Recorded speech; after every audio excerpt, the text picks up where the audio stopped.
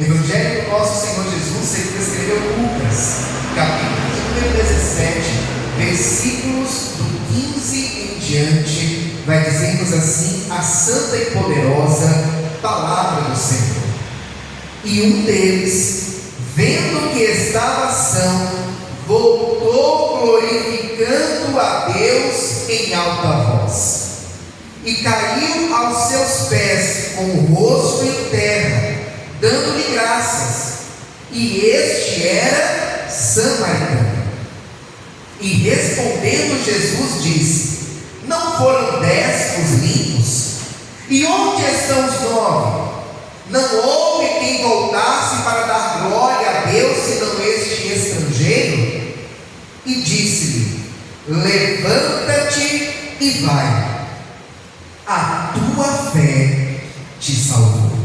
Aleluia.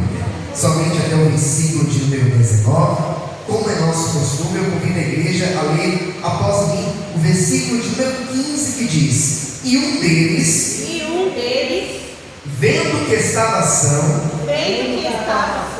voltou glorificando a Deus em alta voz. Aleluia. Somente até aqui. Coloca a Bíblia no teu assento. É momento de falar com Deus. Senhor querido e Pai amado, nosso coração nesta noite se alegra, se regozija na sua presença. Se regozija, ó Pai, porque estamos neste santo lugar, porque temos o privilégio de podermos cultuar ao Senhor. É fato que na vida existem situações que muitas das vezes nos entristecem, que muitas das vezes tentam tirar a nossa paz. No entanto, na presença do Senhor, nós sempre encontramos verdadeira alegria e regozijo.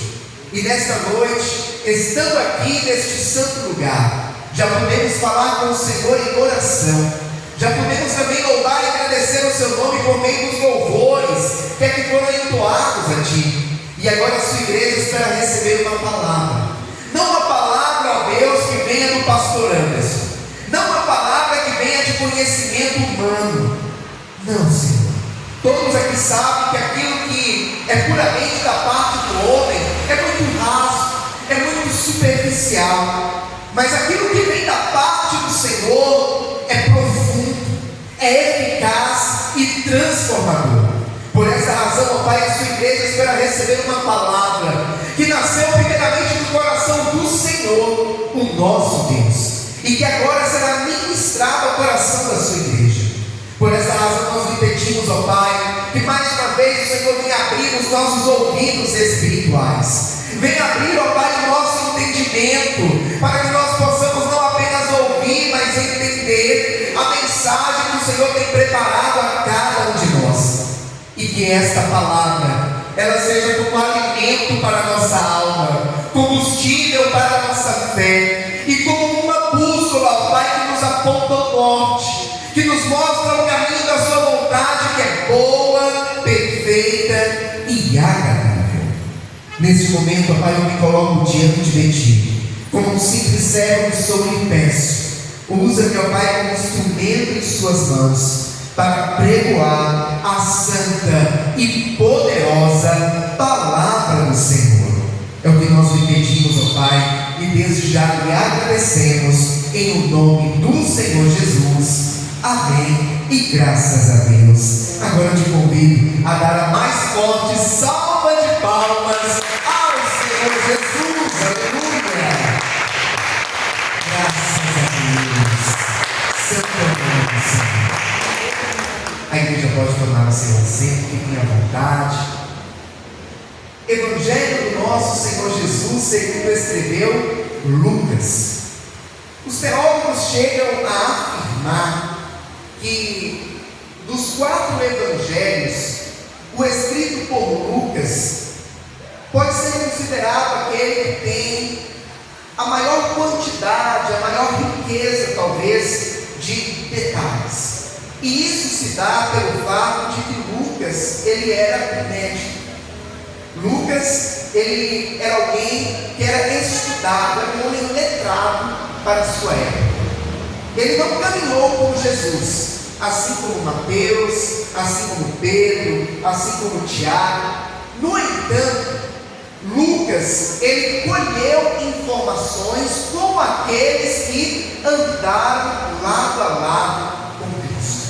E assim ele foi colhendo as informações e escrevendo este Evangelho do nosso Senhor Jesus. Quando nós chegamos no capítulo de número 17, a partir do versículo de número 11, a palavra do Senhor vai nos falar que Jesus, ele estava indo para Jerusalém. E ele precisou passar ali pelo meio de Samaria e da Galileia. E chegando em uma aldeia, quando ele estava se aproximando de uma certa aldeia, a Bíblia vai nos falar que vieram ao encontro dele 10 homens leprosos. A Bíblia nos fala que aqueles homens, eles não ousaram chegar muito perto de Jesus. Eles não chegaram e até lado a lado de Jesus. E isso se dá pelo fato da lepra, da doença que eles tinham. Nós sabemos que a lepra, ela é uma doença contagiosa. Nos dias de hoje já existe o tratamento, já existe até mesmo cura. Mas na época aqui de Cristo, onde nos é narrada essa história, não havia cura para a lepra, humanamente falando.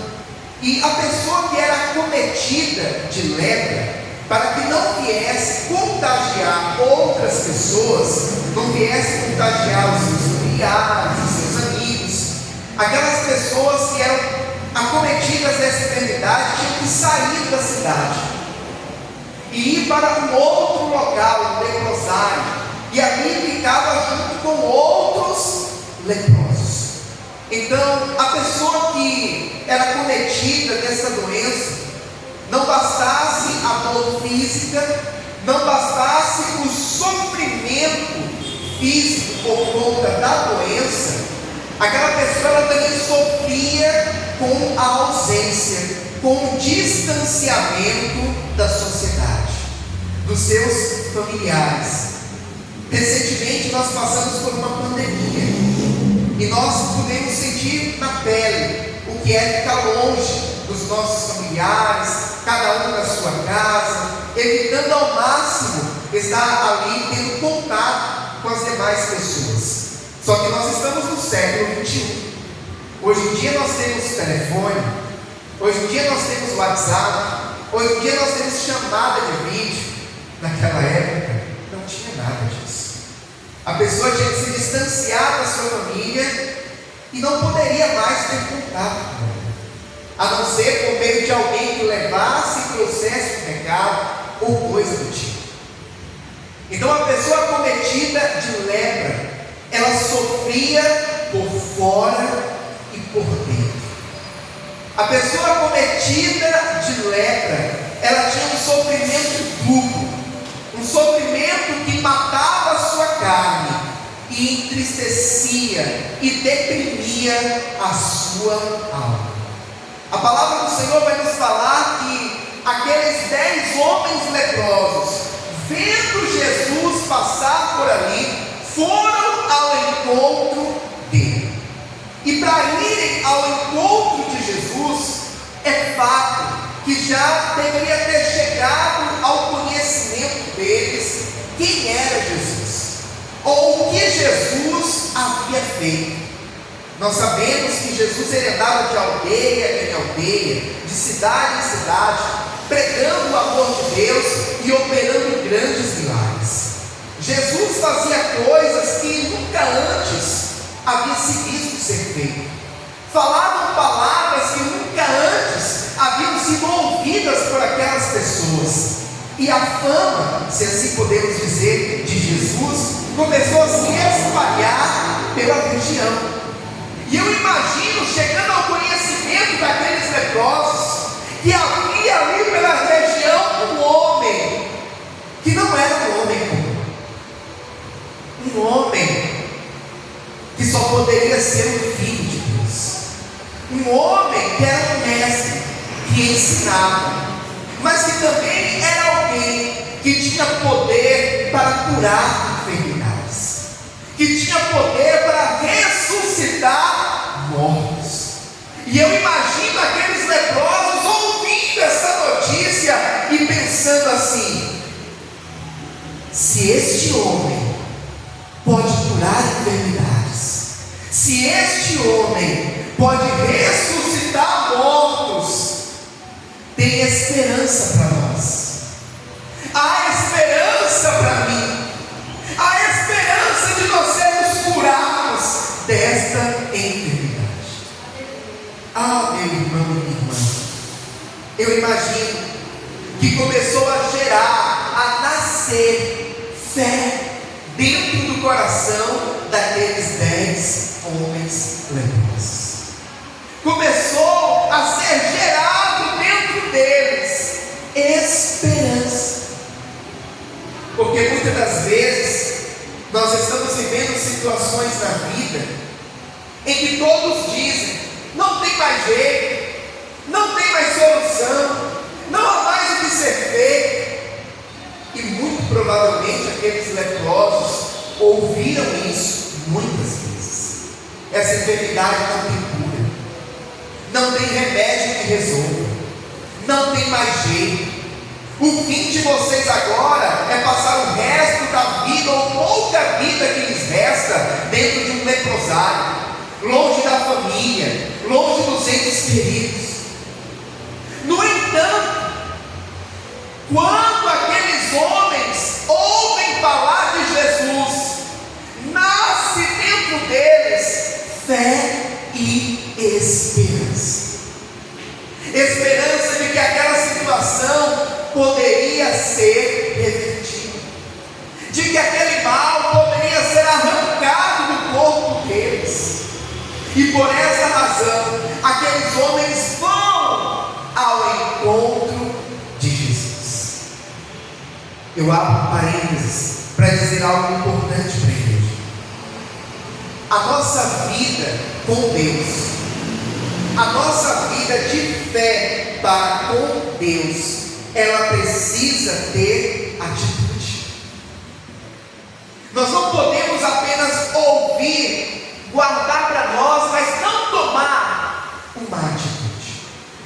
Aqueles homens certamente ouviram falar de Jesus, nasceu fé, nasceu esperança no coração deles, e eles tomaram uma atitude. Eles foram até Jesus. Nós sabemos que pela cultura da época e por conta da enfermidade que acometeu eles não poderiam ter um contato próximo com outras pessoas. Mas eles foram até Jesus, e a Bíblia fala que eles pararam de longe. Pararam de longe e levantaram a sua voz dizendo: Jesus, Mestre, tem misericórdia. Aleluia. Ah, meu irmão, minha irmã, o Deus que nós servimos é o Deus que é misericordioso. A palavra do Senhor nos fala que as suas misericórdias não têm fim, e que elas se renovam a cada manhã. A Bíblia chega a nos falar que as misericórdias do Senhor são a causa de nós não sermos consumidos. Porque nós somos falhos, nós somos pecadores. Muitas das vezes nós entristecemos o coração de Deus.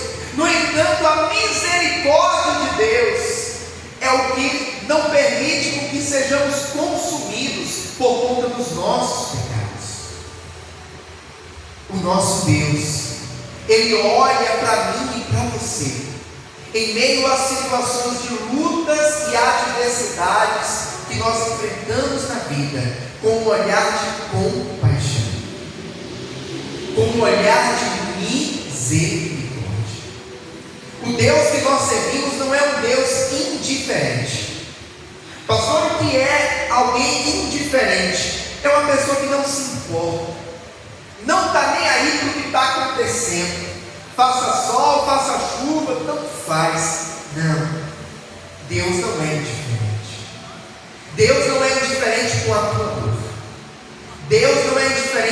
teu sofrimento.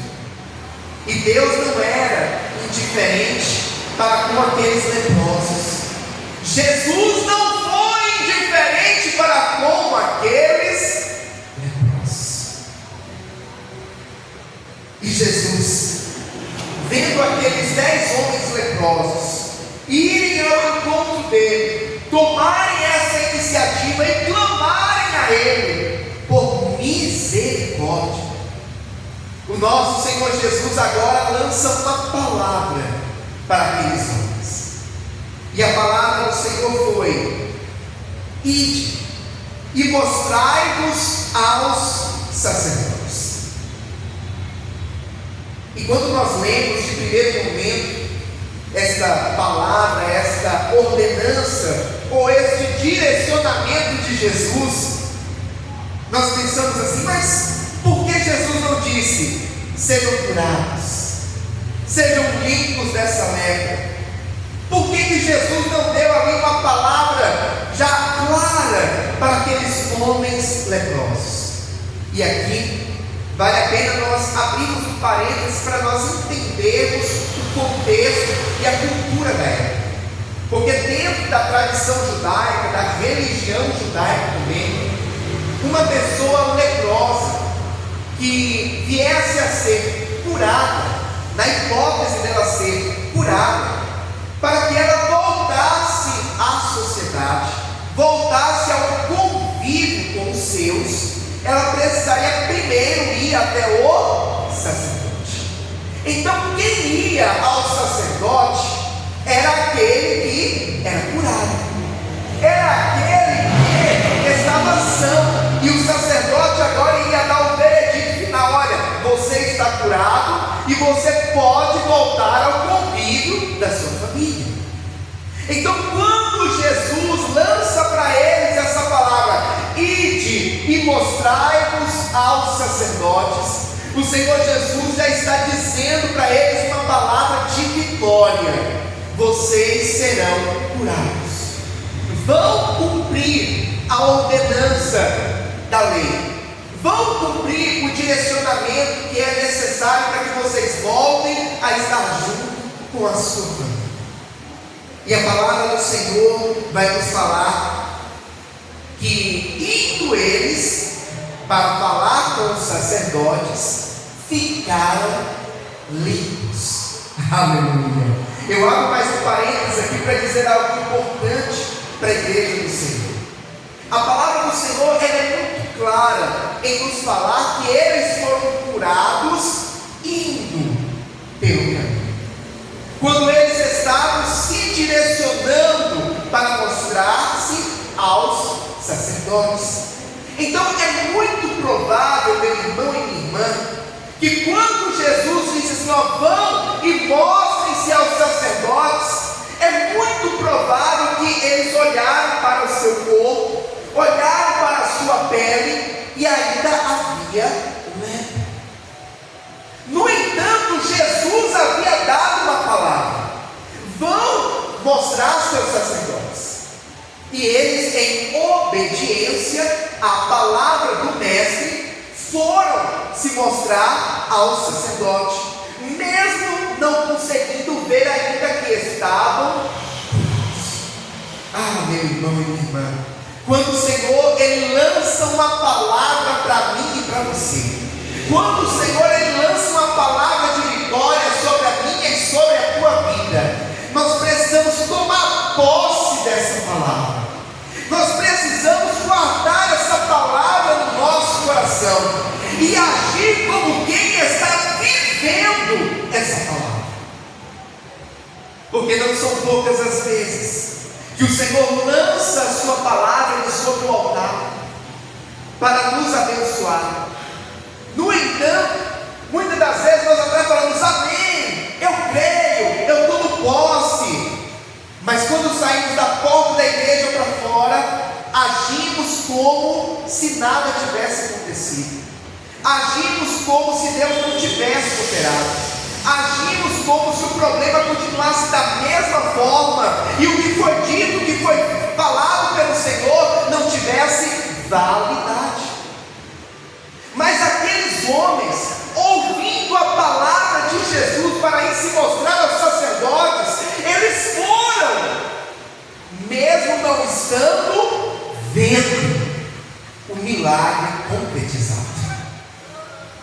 E assim também precisa acontecer comigo e com você. Nós precisamos crer e agir como quem tomou posse da vitória, tomou posse do seu milagre e crer plenamente que Jesus irá operar em nossas vidas. Aqueles homens foram em obediência, e a Bíblia vai nos falar que indo eles pelo caminho, foram curados. Ah, meu irmão e minha irmã, muitas das vezes é imediato. Existem situações que o Senhor opera um milagre na hora, é imediato. Com certeza os irmãos já testemunharam isso na vida de outras pessoas, ou até mesmo na sua vida. Situações em que você estava com uma enfermidade, ou que um familiar seu estava com uma enfermidade, e foi feita a oração, a palavra foi lançada, e o milagre aconteceu na hora. Mas existem também situações que o milagre acontece pelo caminho. Acontece em meio à caminhada. E caminhada fala de seguir, fala de continuar, fala de prosseguir, fala de não parar, fala de não desistir. Enquanto eu e você caminhamos, enquanto eu e você não desistimos, o Senhor opera um milagre em nossas vidas. A palavra do Senhor vai nos falar que quando eles deram conta do que havia acontecido, meu irmão e minha irmã, eu imagino a reação daqueles homens. O primeiro olhando para o seu braço, talvez, e vendo que aonde havia uma ferida, agora a pele estava com uma pele de bebê, a pele estava sã, a pele estava perfeita, e um falou: olhe para você, olha para o seu braço, olha o rosto dele, e todos percebendo que foram curados. Eu imagino a alegria deles, eu imagino a euforia daqueles ex-leprosos, na verdade, dizendo: estamos curados, estamos livres deste mal, vamos voltar para as nossas casas, vamos voltar para as nossas famílias. Aqueles que eram casados, vou voltar para minha esposa, vou voltar a beijar os meus filhos. Só que em meio a essa euforia, em meio à comemoração, em meio a todo o regozijo, a palavra do Senhor nos fala que um deles se levanta e diz: eu vou voltar para agradecer aquele que operou o milagre na minha vida. A palavra do Senhor nos fala que um deles, em meio ao regozijo, em meio ao momento de comemoração, diz: espera aí, não é momento agora de eu festejar, agora é momento de eu agradecer, é momento de eu voltar e demonstrar a minha gratidão a Deus. Vai saber há quantos anos aqueles homens não estavam naquela cruz, há quanto tempo que eles não viam os seus filhos, as suas esposas, os seus pais. Mas mesmo em meio a todo esse momento de euforia, desejo e ansiedade por rever os seus entes queridos, um deles prioriza agradecer a Deus. A palavra do Senhor nos fala que um deles volta e vai no sentido contrário. Enquanto os 9 estão indo para se mostrarem aos sacerdotes, para o quanto antes voltar para casa, um deles está voltando para Jesus. Um deles está voltando para o Senhor Jesus. Aleluia. E ele voltou, a Bíblia fala, glorificando a Deus em alta voz. Aleluia. E caiu aos seus pés com o rosto em terra, dando-lhe graças, e era Por que a Bíblia faz questão de dizer era samaritano? Porque os samaritanos e os judeus, eles não se davam. Eles eram brigados. Eram povos irmãos de certa forma, mas que não se davam. Havia uma rixa antiga entre eles. Então a Bíblia faz questão de dizer: olha, este que voltou não era judeu, este que voltou não era considerado como dos filhos de Abraão, este que voltou era samaritano. Os samaritanos, eles eram desprezados. Os samaritanos, eles eram rejeitados pelos judeus. E de igual forma, os judeus eram desprezados e também rejeitados pelos samaritanos. Então a Bíblia faz questão de dizer: olha, este que voltou para agradecer era de quem nada se esperava, era de quem não se esperava gratidão, era de quem não se esperava que viesse dar glória a Deus.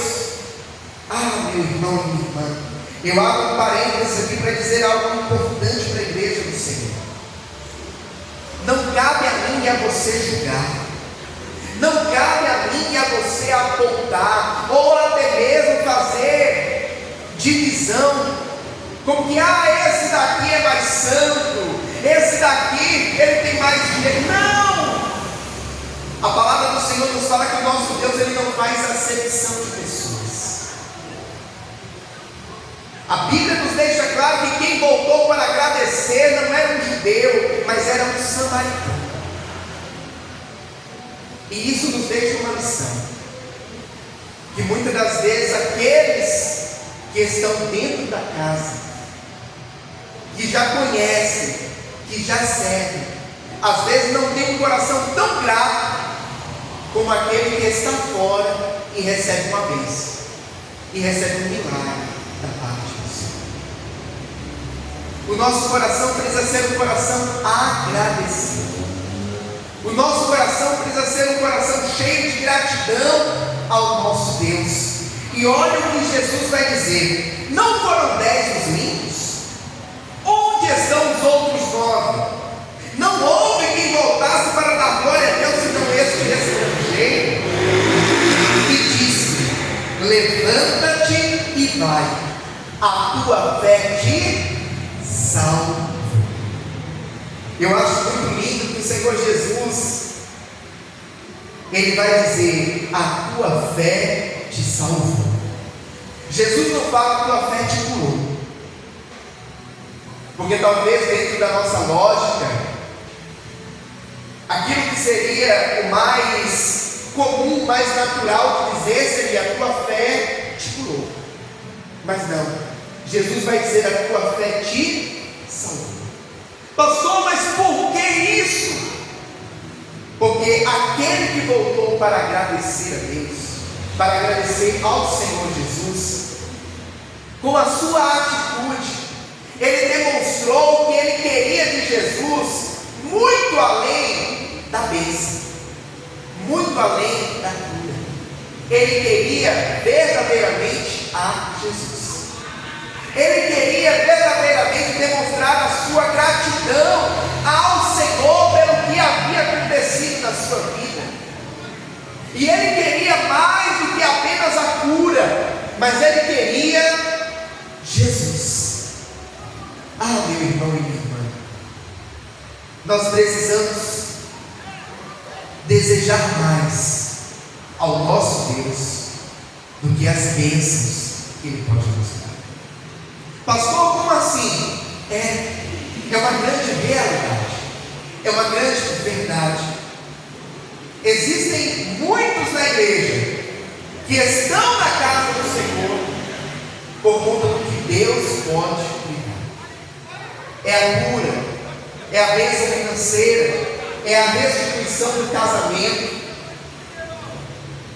Só que quando a bênção acontece, é concedida, estes que desejavam apenas a bênção de Deus, o que fazem? Porque conseguiram aquilo que tanto desejavam. No entanto, o nosso coração ele precisa estar verdadeiramente em Deus e não apenas nas bênçãos que Ele pode nos dar. Pastor, eu não posso então desejar receber as bênçãos de Deus? Claro que pode e deve. A Bíblia nos incentiva a crer nas promessas, a crer nos milagres, a pedir. O Senhor Jesus falou: aquele que pede, recebe. No entanto, o nosso coração precisa estar muito mais em Deus e no amor a Deus do que nas suas bênçãos. A Bíblia vai nos falar que por 2 vezes o nosso Senhor Jesus ele multiplicou pães, multiplicou peixes. Em uma das circunstâncias, ele multiplicou pães e peixes para 5.000 homens, sem contar com mulheres e crianças. Isso pode chegar facilmente a 20.000 pessoas. Então começou a circular na região, certamente, um comentário de que Jesus cura enfermos, Jesus opera milagres e Jesus alimenta. Quem vai ouvir o seu sermão sempre sai de lá alimentado, não apenas espiritualmente, mas também fisicamente. Então, certa vez, em meio a um dos seus sermões, Jesus ele levantou a voz e disse assim: olha, vocês estão aqui por conta do pão que perece. Vocês estão aqui por conta do pão que perece. Jesus falou isso porque Jesus via que aquelas pessoas estavam ali querendo não verdadeiramente a Ele, mas queriam um pão que Ele ia multiplicar, queriam um milagre que Ele ia fazer. Mas depois do pão multiplicado, depois do milagre operado, embora. Meu irmão e minha irmã, não pode ser assim comigo e com você. Independente do que Deus pode nos dar, independente do que Deus pode fazer por mim e por você, o nosso coração ele precisa ser cheio de amor e gratidão ao nosso Deus. Porque antes mesmo de todos os milagres que Ele pode fazer por mim e por você, o maior de todos já foi feito, que foi quando Ele se entregou na cruz do Calvário, para morrer no meu e no teu lugar, e nos dar salvação e vida eterna. Esse é o maior milagre, o milagre da salvação. É como nós já falamos aqui nessa noite, de que adianta o homem ganhar o mundo inteiro e perder a alma? De que adianta receber a cura, mas quando morrer, perder a salvação e ir para o inferno? Pastor, então quer dizer que entre aqueles que receberam milagres da parte de Jesus, existem pessoas que podem não ter sido salvas? Sim. Aqueles que queriam apenas um milagre e depois do milagre se afastaram, não quiseram buscar a Jesus, não quiseram ter uma transformação de vida, receberam um milagre ali naquele momento, foram curados, receberam o pão que foi multiplicado, mas a grande pergunta é: e a sua salvação? E a sua alma? Aquele leproso, o único, o samaritano, o que era rejeitado, o que voltou para agradecer a Deus, ele queria muito mais que apenas a cura do seu corpo. Ele desejava Jesus, ele queria demonstrar a sua gratidão a Deus, e por esta razão Jesus diz: vai em paz, a tua fé te salvou. Jesus ele continua curando, Jesus ele continua libertando, Jesus ele continua tirando o homem do lamaçal do pecado, e Jesus continua salvando. A salvação é o que há de mais precioso. O Senhor nessa noite Ele traz uma palavra muito clara ao meu e ao teu coração. Uma palavra muito nítida, que nós precisamos ter fé para vivermos milagres. Fé que nos leva a agir, fé que nos leva a ter ação. Só que além de fé, o Senhor Ele quer ver em mim e em você um coração grato, um coração agradecido e um coração que anseia mais a Deus do que as bênçãos de Deus. Porque neste mundo, nós sempre dizemos isso. Neste mundo, quantos anos um homem pode viver? 80? 90? 100? Quando alguns passam de 100, já é muita dificuldade. Muita dificuldade.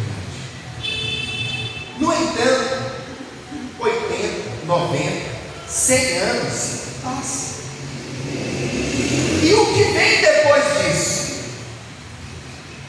O que vem depois dos 100 anos? O que vem depois da morte física? No mundo, algumas pessoas falam assim: ah, morreu, acabou.